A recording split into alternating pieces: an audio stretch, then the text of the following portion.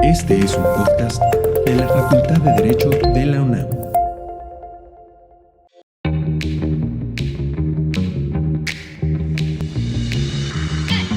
En una época en que la posverdad y el algoritmo son la última palabra, te damos la bienvenida a un espacio de diálogo y tolerancia en el que la duda es el comienzo de las respuestas.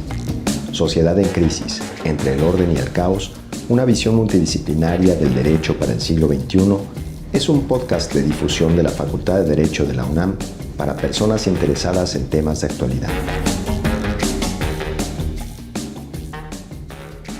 Hola, buenas tardes. Un saludo a todo nuestro auditorio. Agradecemos a la directora Sonia Venegas Álvarez y a la Facultad de Derecho de la UNAM el brindarnos este espacio y la confianza para este proyecto. Gracias. El día de hoy tenemos el lujo de compartir este espacio con un invitado que no requiere mayor presentación, Roberto Gargarella, un ser humano que ha marcado el debate internacional, entre muchos otros temas, en la democracia, el liberalismo, los derechos y la política en general.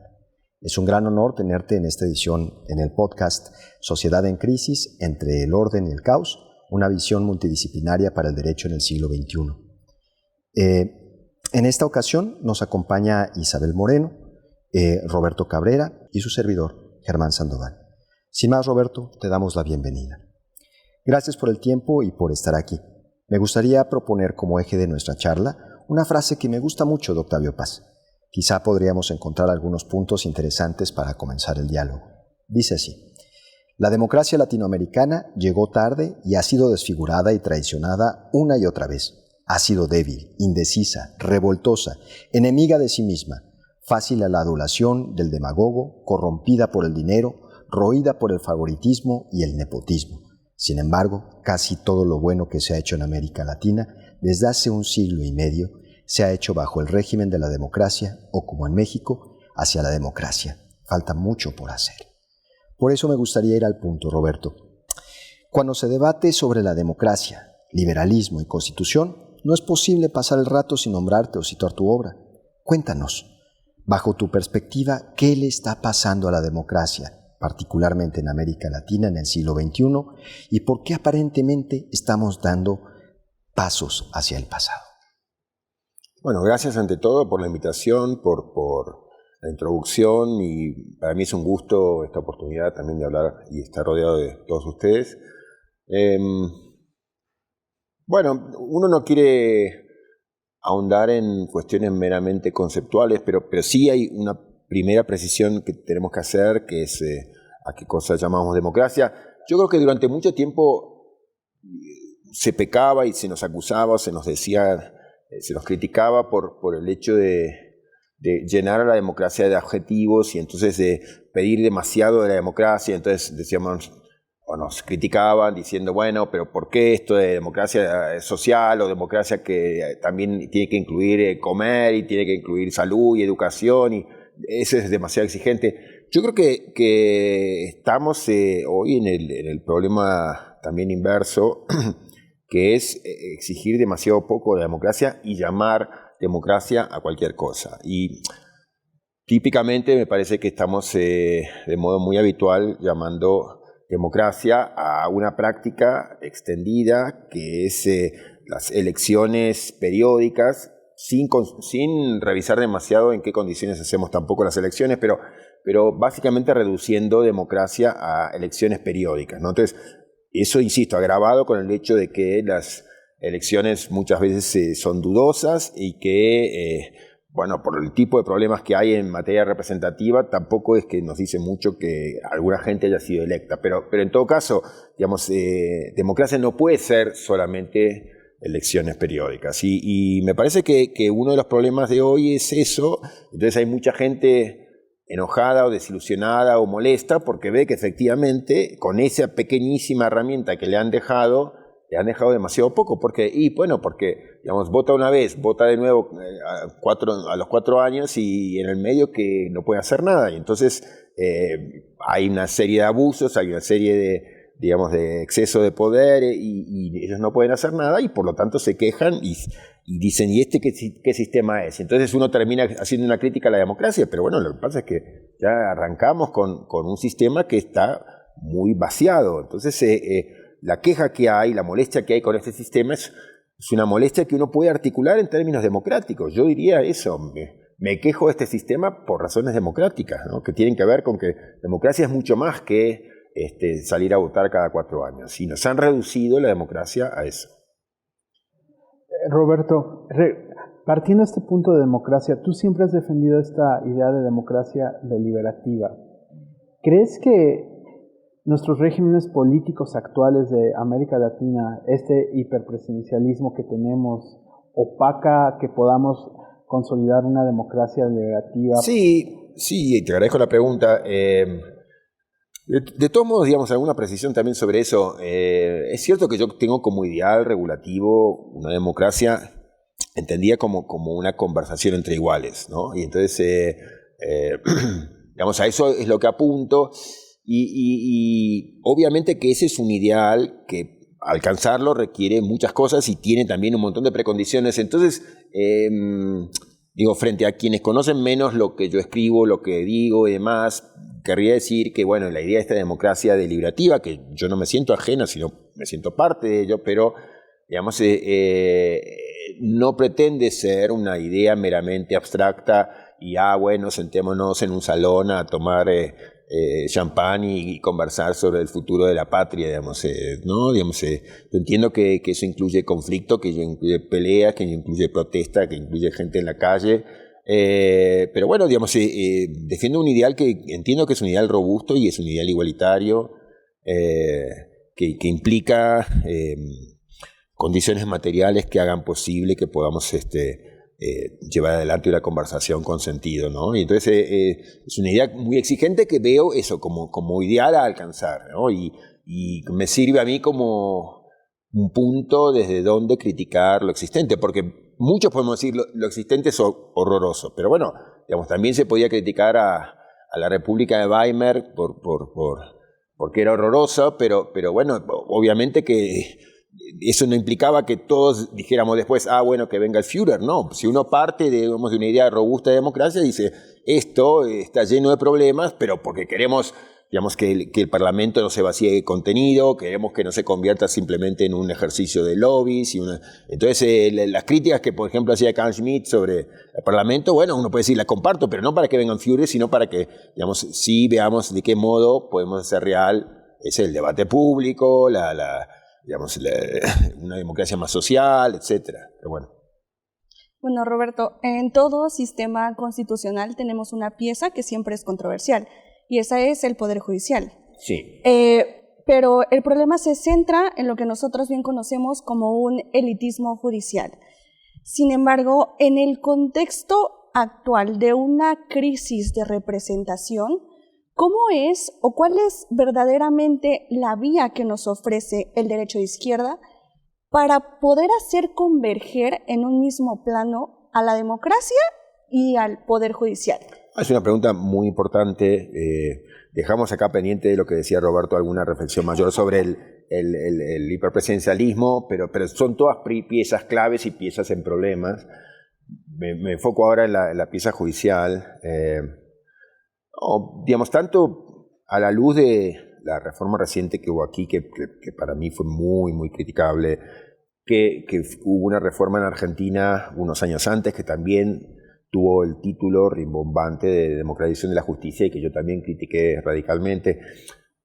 Hablo del caso argentino para, después si quieren podemos hablar del de México, pero del caso argentino, yo estuve en el Congreso cuando se discutía y fue como experto invitado y lo que me interesó decir es que desde una perspectiva, si se quiere, de izquierda, preocupada por la democratización de la justicia, hay mucho posible y cercano que se puede hacer si uno realmente está comprometido con la democratización. Y yo ahí decía, digamos, para empezar, cosas como las que ya se han hecho en países como Colombia o Costa Rica, o sea, no estoy hablando de Noruega y Suiza, digamos, que es facilitar radicalmente el acceso del pueblo, de la ciudadanía a los tribunales, ampliar la legitimación de quiénes y en qué casos pueden activar un caso, digamos, y llegar a la corte o llegar a la instancia superior. Y ese tipo de cambios, que fueron cambios aparentemente menores, fueron cambios de radical democratización. O sea, Las estadísticas están muy claras, sobre todo para el caso de Colombia, que fue muy... En los dos casos, pero el de Colombia, digamos, como que pasar de un año al siguiente a sumar, no sé, 200.000 demandas más viniendo de los sectores populares, o sea, de 0 a 200.000. ¿Por qué? Porque si se empezó a reconocer que el acceso, el tránsito a los tribunales, digamos, no estaba atravesado por obstáculos de formalismo, de dinero, de contacto, digamos, en mi país está lleno de tontería, digamos, ¿no? El escrito tiene que tener hecho con determinada tinta y estar escrito con determinada cantidad de renglones por página. Entonces, obvio, y si a eso le sumas dinero y si le sumas, digamos, cantidad de cosas, por supuesto que un montón de gente queda fuera de los tribunales. Entonces, para decir, hay muchas cosas de esa naturaleza que efectivamente pueden democratizar de un modo, yo diría, muy radical a la justicia y no se hacen. Entonces da sospecha de por qué hacen otras cosas que no redundan en, ciudadanos más cerca del Poder Judicial, ¿no? Entonces, a mí me molestaba mucho ese tipo de prácticas o ese tipo de discurso en Argentina porque me parecía que en realidad ocultaba otra cosa, que tal vez haya sido lo que aparece aquí en México, que es una pretensión del poder político de ganar control sobre los tribunales en lugar de mostrar una preocupación porque, digamos, más gente del pueblo tenga acceso efectivo a los tribunales. Entonces, eso, creo que si uno quiere democracia de justicia, como debe hacerlo, hay muchos caminos interesantes para recorrer. En ese sentido, podríamos decir que entonces el populismo judicial no es realmente la respuesta como algunos mencionaron en su momento. Pero por supuesto, digamos, y además la idea esta de que hay una democratización otra vez a partir de la elección, bueno, lo habíamos dejado insinuado en la primera pregunta que hacían, y es, si yo, digamos, ¿cuánto va a durar un juez aquí en el cargo? Vamos, 8 años, o de la Corte, 12 años. Bueno, si yo, digamos, voto por un juez de la Corte el día 1, y luego durante 12 años me preguntan, ¿qué instrumento tienes tú para controlar a este juez que ahora va a actuar en tu nombre diciendo que es un juez elegido por el pueblo? ¿Qué forma tienes tú para dialogar con esa persona? ¿Qué forma tienes tú para reprocharle? ¿Qué forma tienes tú para decir? Si tu respuesta es ser, ese es mi test de democratización. Si tu respuesta es el instrumento institucional que me queda es ninguno, entonces te han tomado el pelo, te han burlado, porque eso no es democratización. Eso es otra vez, es la reducción de la democracia a su expresión mínima, y yo diría mucho peor que eso, porque vas a quedar en una situación que todavía es peor que la de antes, porque el juez muy posiblemente sigue haciendo lo malo que hacía antes, pero ahora con la idea de que es un juez del pueblo, digamos, y entonces que tiene la legitimación y te va a bloquear cualquier crítica, pues dice, yo soy representante del pueblo. Entonces es todavía peor. Entonces, eso, digamos, yo no sé si llamarlo populismo judicial o qué, lo que digo es que es una tomadura de pelo para quienes, o una falta de respeto para quienes pensamos que efectivamente tiene que haber una democratización de todos los poderes, también de la justicia. Roberto, justo en esta misma línea, ¿sabes? Por mi propia línea de investigación, etcétera, he dado cuenta de cómo en el siglo pasado, el siglo XX, pues se dio una forma muy institucional para poder limitar el poder, ¿no? La separación de los poderes, tratar de establecer el sistema de check and balances, y aún así esta separación generaba pues exclusión social, ¿no? Desigualdad. Parece que en las primeras décadas del siglo XXI empieza a venir un nuevo discurso, no sé si peor, no sé si mejor, no, pero lo que sí es que nos levanta muchas sospechas, y que comienza a utilizar este nuevo discurso de reformas constitucionales, el apelativo a las masas, a los, digamos, populismo por un lado, o a la integración de los millones que votan a favor de una postura democrática. Y ahí es donde empiezo a tener como preguntas, y la pregunta en concreto es, ¿por qué sale tanta gente hoy en día a votar por un, digamos, programa político que muchas veces limita garantías, como en el caso de El Salvador, o limita, en Argentina, o Milei en Argentina, o en el caso de Estados Unidos, para hablar de los más radicales, ¿no? Se están tornando las personas a las urnas para Pero elegir yo creo que tiene esto. que ver con lo que acabamos de hablar, que es esa reducción de democracia a elección, con aditamentos peores que yo le he llamado como la extorsión electoral, ¿no? Y ese, digamos, primero que yo creo que las personas son bastante parecidas y yo creo que en Latinoamérica en particular, yo creo que la ciudadanía en general muestra bastante racionalidad, y por lo menos mucha más de la que se le adjudica. Entonces, mira, te voy a dar un ejemplo que siempre tengo en mente cuando se habla y se critica con toda razón, digamos, el momento político horrible que vivimos en Argentina. Pero el presidente, a quien ni quiero nombrar, digamos, había sido electo hacía, creo que eran 3 semanas. Le aparecieron algunas encuestas en un momento en donde uno puede decir es el momento de máxima popularidad del presidente. Bueno, efectivamente, cuando hacían esas encuestas, él, como suele ocurrir un presidente recién electo, muestra igual o más adhesión que en la elección, o sea que muestra un respaldo muy importante. Pero lo interesante es que algunas de las encuestas que aparecieron empezaron a poner el ojo, la atención, en algunos programas específicos, ¿no? Y entonces, y esto que se dio al comienzo del gobierno del presidente, hoy, digamos, recién, en algunas encuestas recientes, también se ve verificado. Entonces, se le preguntaba a la gente, ¿y usted está de acuerdo con, digamos, que el Estado deje de financiar la educación pública? No, en absoluto. ¿Usted está de acuerdo con que el Estado deje de lado digamos, la atención en los hospitales públicos? No, para nada. ¿Usted está a favor del intervencionismo estatal? 80% que sí. Entonces, o sea, el mismo votante que podía decir, yo prefiero esta alternativa que acaba de aparecer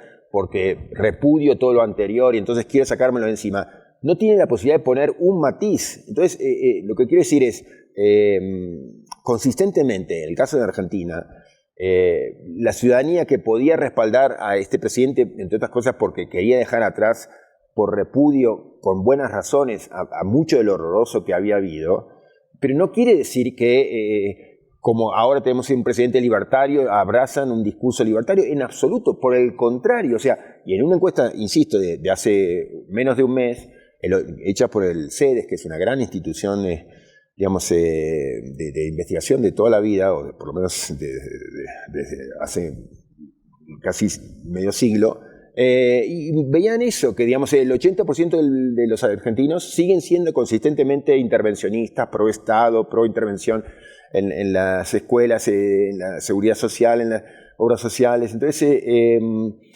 yo creo que parte de tu pregunta se responde con lo que habíamos estado diciendo, y es, nos han reducido la democracia a elección, una elección en donde puedes decir sí o no por un paquete completo y cerrado, digamos, y te quedas callado durante 4 años. Y no has podido decir, mira, bueno, prefiero rechazar al gobierno anterior, pero por favor no me toquen el hospital público, mantengan la jubilación en un buen estado.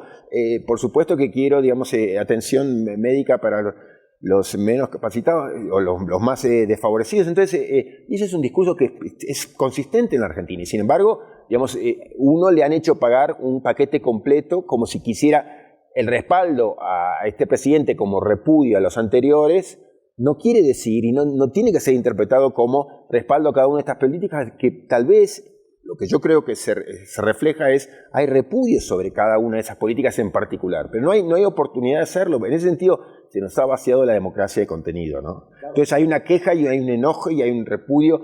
Entonces, y hay mucha sed de revancha, y hay mucha gente que está enojada, porque dice, bueno, todo está haciendo mal y todo está haciéndose mal y lo que hay es robo por todos lados y yo no puedo decir nada, no puedo intervenir, no puedo tocar ningún botón y eso repercute de algún modo. Entonces, que estalle todo, entonces rompamos todo y traemos la motosierra o lo que sea. Esa idea de venganza, de ruptura, tiene que ver, yo creo, con eso, con un sistema que nos ha dejado en una situación, digamos, de básica inacción, de incapacidad, de imposibilidad de hacer. Roberto, en ese punto me recuerda mucho esta distinción de Robert Dahl, bueno, y utilizado por muchos otros, Boaventura de Sousa Santos también, sobre la democracia de baja intensidad y de alta intensidad. Y parece que hoy en día nos estamos acostumbrando a que la única democracia que tenemos es lo que decías, ¿no? Las urnas y nada más, mientras tendríamos que evocar justamente un espíritu democrático en donde pero no solamente el espíritu, sino, yo diría, las oportunidades institucionales. Y no las tenemos, estamos lejos de tenerlas. Entonces, lo que tenemos son autoridades que sabiendo que con buenas razones una gran mayoría de la ciudadanía descree y desconfía o repudia los arreglos institucionales existentes porque no le están sirviendo para nada, entonces se saltea todo ese entramado institucional que toda la gente o desconoce o repudia y apela directamente a la ciudadanía, a eso le llamamos populismo, y luego, claro, apela para ella, pero no digamos, le da oportunidad efectiva de controlarlo, de poner límites, de poder decir, mira, pero las políticas específicas, no hagas esto, no le permite decir nada en lo concreto. Entonces, bueno, lo que tenemos es esto, es una ciudadanía enojada,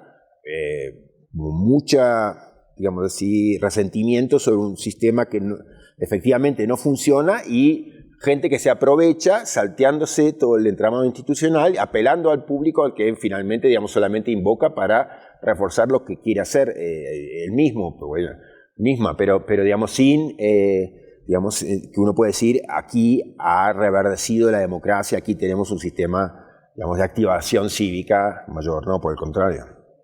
Roberto, parte de lo que está... Tú escribiste recientemente este librito que se me hace provocador y que abona mucho a la forma de cómo entender el derecho. Me refiero al derecho como una conversación entre iguales. Yo creo que, corrígeme si, parte de la crisis contemporánea que estamos viviendo en América Latina es que no entendemos que el derecho y las decisiones políticas públicas al final del día deberían ser tomadas entre todos y todos, entre todas y todos, pero con un mismo grado de igualdad. Que muchas veces la toma de decisiones políticas elitistas han generado esta desconfianza hacia nuestras instituciones y han generado que tengamos que vivir, que gente se aproveche de este discurso. ¿Cuál sería tu opinión al respecto de...? Sí, a ver, digamos, una conversación entre nosotros, por ejemplo, digamos, tiene sentido si no sé, vamos, por ejemplo, nosotros a decidir cómo siguen los podcasts en el futuro. Bueno, y somos nosotros los responsables. Bueno, entonces, una conversación entre iguales requiere que nos sentemos y que podamos hablar cada uno y, digamos, dar nuestra opinión y decir, no, bueno, no lo hagamos, no sé, los días feriados porque estoy con mi familia, o no lo hagamos a las 9 de la noche porque estoy cenando con mis hijos. Y tenemos que tener la posibilidad de conversar entre todos y, en ese sentido, de una situación de igualdad.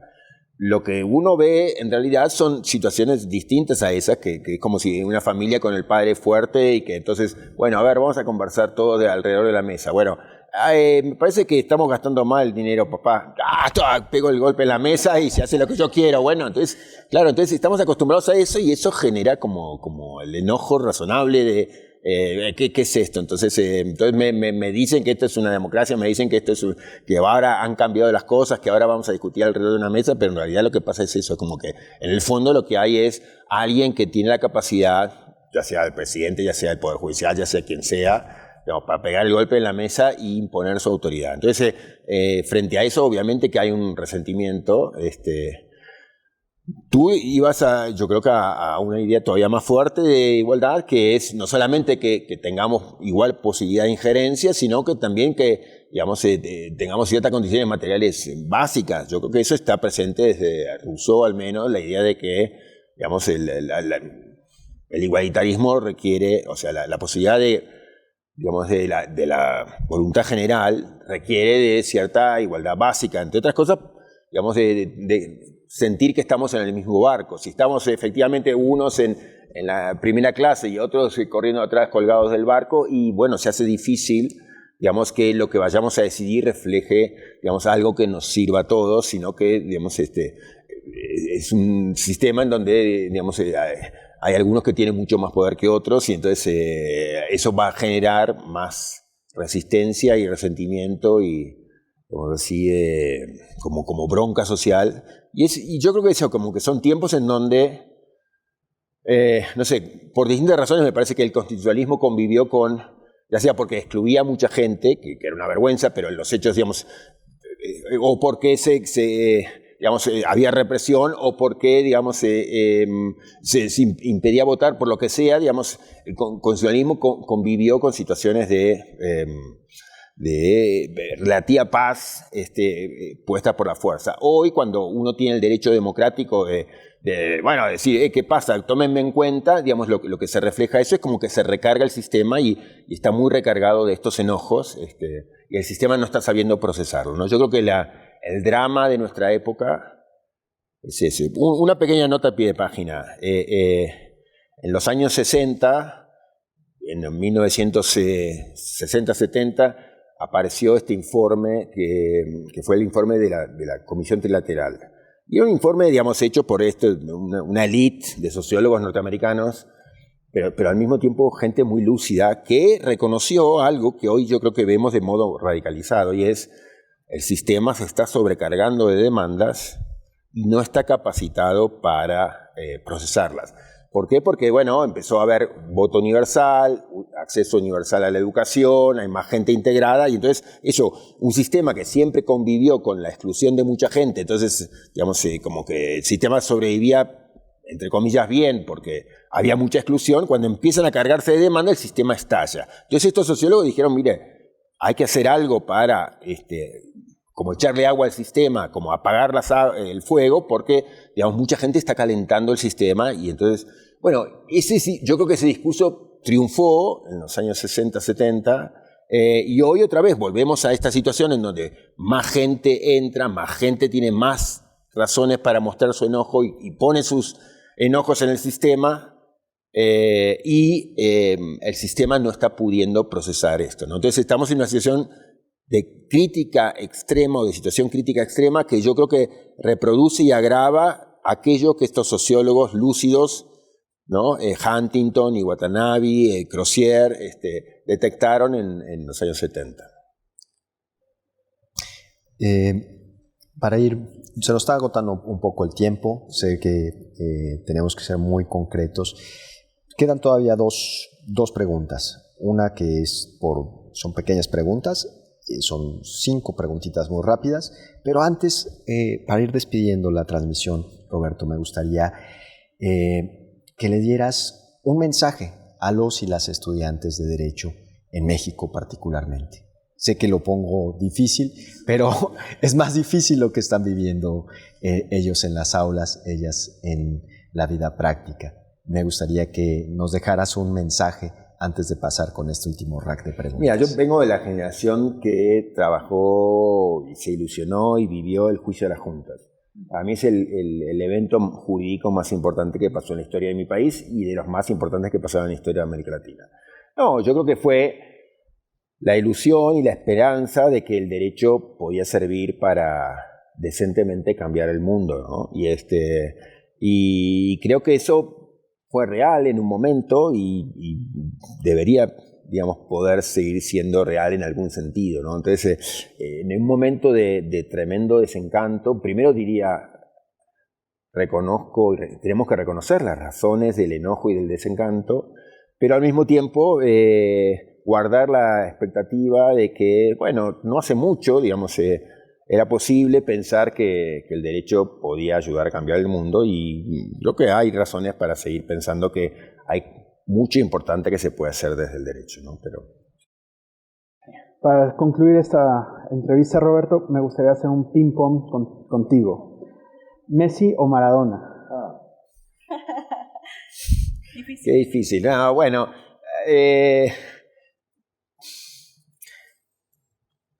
hay virtudes en los dos. Digamos, yo reivindico la tremenda rebeldía de Maradona vinculada con el lugar de donde venía y el hecho de lo que él pudo hacer en Argentina, en su momento en Argentinos Juniors y después en el Napoli.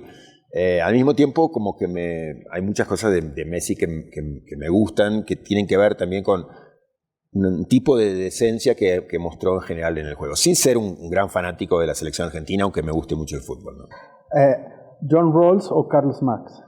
Muy difícil. Mira, John Rawls escribió en su libro Filosofía Política, o sea, en sus lecciones de filosofía política, un capítulo sobre Marx. Y es hermoso porque, digamos, siendo él un liberal puro, digamos, y radicalmente liberal y con todas las resistencias que como liberal podía tener al marxismo, dedica palabras maravillosas de admiración a Marx, ¿no? Y me quedo con eso, con ese reconocimiento que un liberal como Rawls, lo mismo podría decirte Carlos Nino y de ideas de izquierda, ¿no? De gente muy liberal, pero que supo reconocer y supo tener la honestidad intelectual para reconocer el valor y la radicalidad de ciertos pensamientos y ciertas políticas. ¿Raúl Alfonsín o Salvador Allende?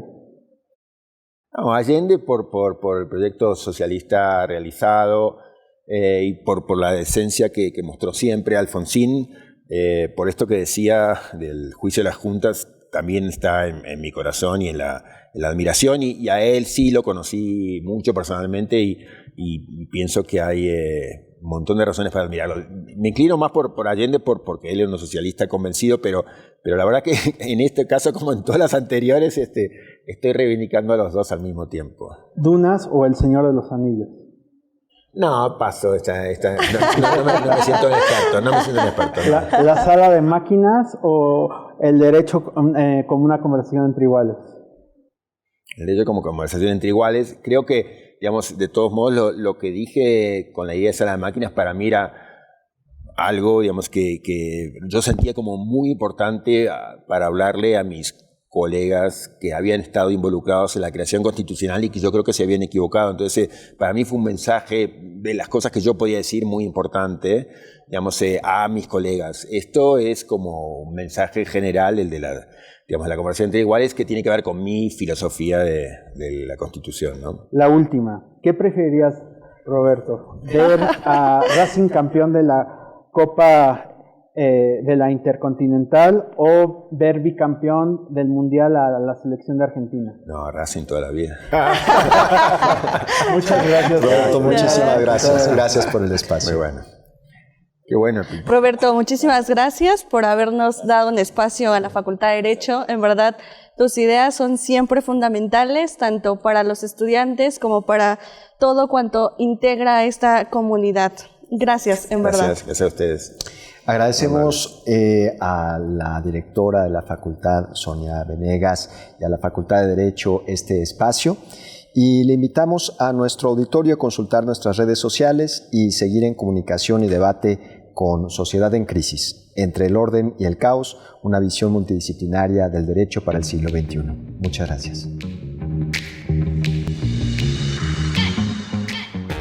Porque toda crisis nos empuja a una nueva era, este podcast Entre el Orden y el Caos es un espacio donde el pensamiento crítico y el debate de las ideas son aliados para reflexionar y cuestionar sobre nuestros tiempos.